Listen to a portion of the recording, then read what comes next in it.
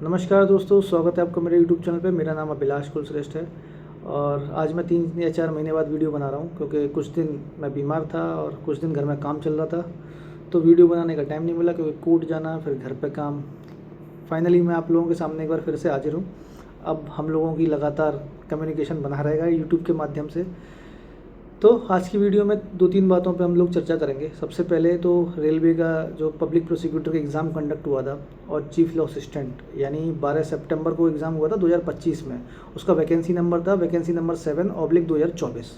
ठीक है, उसके रिजल्ट का तो कुछ अता पता है ही नहीं और रेलवे नए एग्ज़ाम्स कंडक्ट करा रहा है, यानी ये जो 2025 वाली साल थी उसमें जो वैकेंसी आई उसके एग्ज़ाम कंडक्ट करा रहा है। पुराने वैकेंसी का रिजल्ट नहीं दे रहा। आप लोग यकीन नहीं मानोगे, 900 कुछ बच्चों ने फॉर्म भरा था आरआरबी मुंबई से। मैंने भी आरआरबी मुंबई से भरा और मैं सिर्फ पब्लिक प्रोसिक्यूटर के एग्ज़ाम में अपीयर हुआ था, है ना। टोटल 524 बच्चे अपीयर हुए, फॉर्म पड़े 900 कुछ और बच्चे कितने अपीयर हुए 524। उसके बाद भी 7 महीने गुजर जाने के बाद अभी तक रेलवे का रिजल्ट नहीं आया। आरआरबी का काम क्या है? रिक्रूटमेंट कराना, है ना। रेलवे रिक्रूटमेंट बोर्ड इसकी फुल फॉर्म है और इतना स्लो प्रोसेस, 7 महीने गुजर जाने के बाद भी आप रिजल्ट पब्लिश नहीं कर रहे हो। 3 अक्टूबर को आपने आंसर की दे दी थी। चीफ लॉ असिस्टेंट का तो शायद 2-3 जोन से रिजल्ट आ गया है। आरआरबी भुवनेश्वर का आ गया है, आरआरबी सिकंदराबाद का आ गया है और शायद मुंबई यानी अहमदाबाद या जम्मू का आया है। देख लेना आप लोग, मैंने सीएलए का एग्ज़ाम नहीं दिया तो मुझे सीएलए की जानकारी नहीं है किस किस जोन से आया। बहरहाल भुवनेश्वर और सिकंदराबाद का तो आया है। मैं पब्लिक प्रोसिक्यूटर की बात करूँगा, मैंने पेपर ही वही दिया था। तो पीपी का रिजल्ट ना तो चेन्नई से आया, ना मुंबई से आया, ना बिलासपुर से आया। इन्हीं तीन जोन में जगह थी। मुंबई में टोटल 4 जगह थी, चेन्नई में 12 जगह थी और 2 शायद बिलासपुर में थी, है ना। तीनों जोन से कोई रिजल्ट नहीं है। आरआरबी कलकत्ता में एक जगह थी, शायद ईडब्ल्यूएस में थी, है ना। तो कहीं से कोई रिजल्ट की कोई खबर नहीं है। अब हम लोग सिर्फ वेट ही कर सकते हैं, वेट के अलावा तो कुछ नहीं कर सकते और भगवान से कह सकते हैं भैया जल्दी रिजल्ट निकलवाओ। इसके अलावा तो हम लोग कोई चारा नहीं, क्योंकि इंडिया में कैंडिडेट के टाइम की कोई वैल्यू नहीं है। कितना डिले करे रेलवे तो वैसे भी 2-2 3-3 साल डिले चलती है।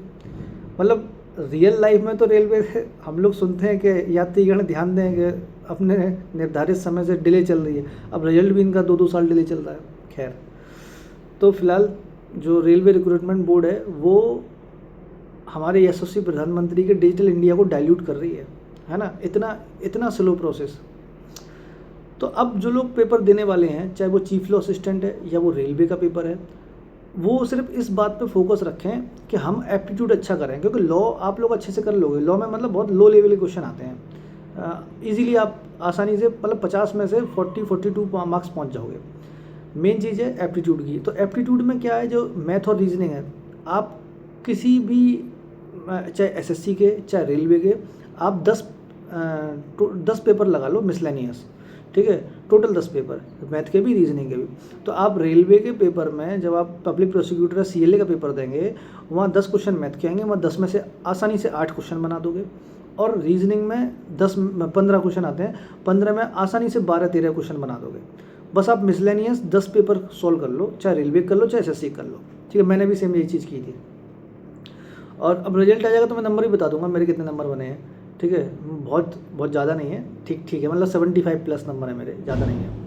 उसके बाद दूसरा चीज़ क्या, अब आने वाले टाइम में हम लोग किस एग्ज़ाम में लगें। रेलवे का तो हो गया, रेलवे तो वैसे ही डिले चल रहा है, पर चूँकि फॉर्म भर दिया तो पेपर दे दो, है ना। ईजी पेपर आता है। बिहार एपीओ निकला है, बिहार एपीओ में लग जाओ। फॉर्म तो उसकी लास्ट डेट ख़त्म हो गई है, जिन लोगों ने भरा है वो उसमें अच्छे से प्रिपरेशन कर लें। दिल्ली एबीपी कुछ टाइम में आएगा, अब कब आएगा उस बारे में कुछ पता नहीं है। अब देखो, जो दिन जा रहे हैं वो जा रहे हैं, कभी भी आ सकता है, अप्रैल लास्ट में आ जाए या मई में आ जाए। तो दिल्ली एबीपी एक अच्छा ऑप्शन हो सकता है, क्योंकि यहाँ जीएस नहीं आती, करंट अफेयर नहीं आता, सिर्फ लॉ में डील होगा। तो क्योंकि हम लॉ के कैंडिडेट्स हैं, हम लोग वकील हैं, तो हमें यार लॉ ही, हमसे लॉ पूछो ना, जीएस पूछ के हमें आईएएस थोड़ा ना बनना है ना। कानून पूछो, हमें वकील बनना है, सरकारी वकील बनना है, एपीपी बनना है, ठीक है। राज्य की तरफ से केस लड़ना है, तो हमसे कानून पूछो। तो आने वाले टाइम में हम लोग बीएनएस, बीएनएसएस, बीएसए और कॉन्स्टिट्यूशन, ये 4 एक्ट को हम लोग शुरू करेंगे।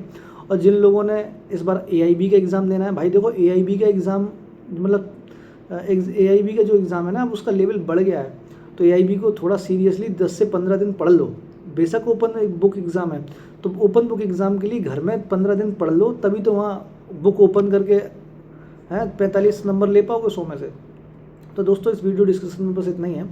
आने वाले टाइम में हम लोग BNS BNSS, देखो ये BNSS रखा हुआ है अपने पास, एम्बिशन के लिए हुए हैं। एम्बिशन के मुझे बैरेक्ट अच्छे लगे, मतलब बहुत डिटेल लिखा हुआ है और नोट्स अच्छे बने हुए हैं, केस लॉ है इसके अंदर, लीगल मैगजीन है, हर चीज़ है इसके अंदर, मतलब आप लोग ले सकते हो, अच्छे बैरेक्ट हैं। तो हम लोग BNS BNSS और BSA और कॉन्स्टिट्यूशन, ये 4 स्टार्ट करेंगे अल्टरनेट डेज पे, मतलब एक सिस्टम बना लेंगे। और वीडियो के डिस्क्रिप्शन में आपको एक टेलीग्राम चैनल का लिंक मिलेगा, एक इंस्टाग्राम अकाउंट का लिंक मिलेगा। इंस्टाग्राम अकाउंट मेरा ही है, तो आप लोग जाके अगर कोई क्वेरी है, कोई क्वेश्चन है, तो आप मुझसे पूछ सकते हैं, मुझसे जुड़ सकते हैं। तो दोस्तों इस वीडियो में बस इतना ही। Thank you.